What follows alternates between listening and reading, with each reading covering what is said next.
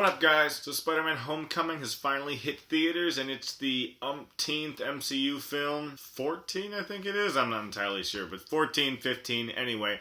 Lots of MCU films.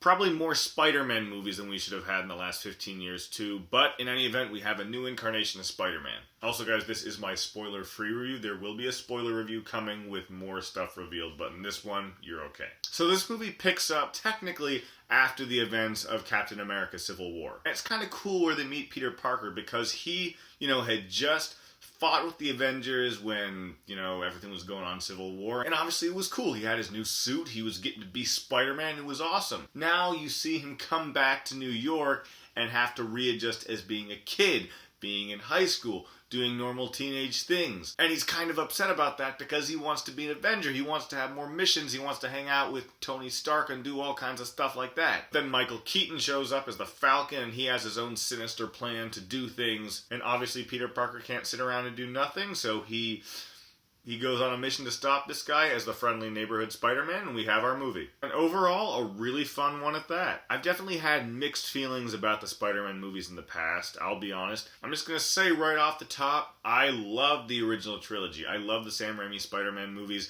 The first two are great. Yes, I even like Spider-Man 3.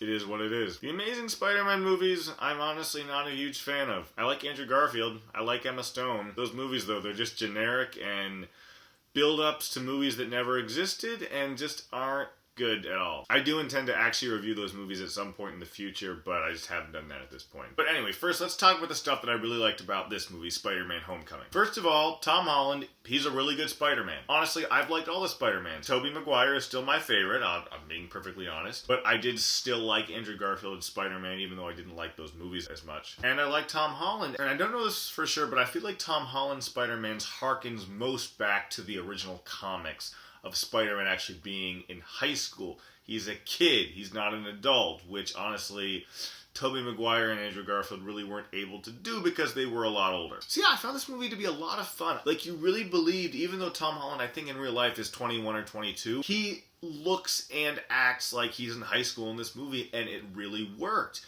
You really buy that. I also loved, I don't know if they were trying to jab at the originals or actually make it more realistic. You know, in the original Spider-Man movies, Peter Parker, Spider-Man, would be, slinging webs all over the place, and he would be going from building to building through the city, and you were just wondering, okay, I guess he's connecting to something, right? In this one, there are times like he will be going through large areas of land where he can't connect his webs to anything. There's a hilarious scene where he has to run through this field because there are no trees around there are no buildings, so he can't connect his webs to anything. Not only did I find that refreshing, but it was also really funny just because that's been a topic of conversation in past Spider-Man movies. And you definitely got that he was just this kid trying to do something. And also, in the original Spider-Man movies, you didn't really get, you got a little bit of him training, like him, kind of jumping around things and doing other stuff. But in this one, you really get, he doesn't really know what he's doing. He has his power, but he's not this trained superhero. He needs to learn, and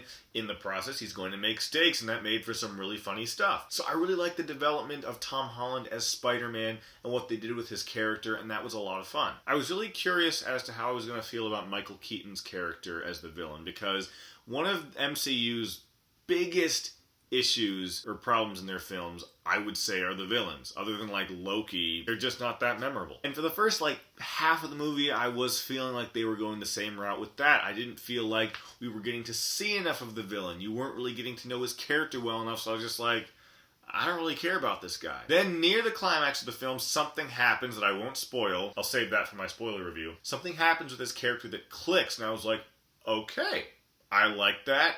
He makes more sense. It revealed things about him, it fleshed him out more, and I appreciated that, and it made him a better villain for the film, I believe. Also, Peter's best friend, Ned, he was a funny guy, and he was a fun character, and I enjoyed him. I don't know if he's in the comics, or he definitely wasn't in the other movies, but he was fun, I liked him. And I did appreciate that they made it.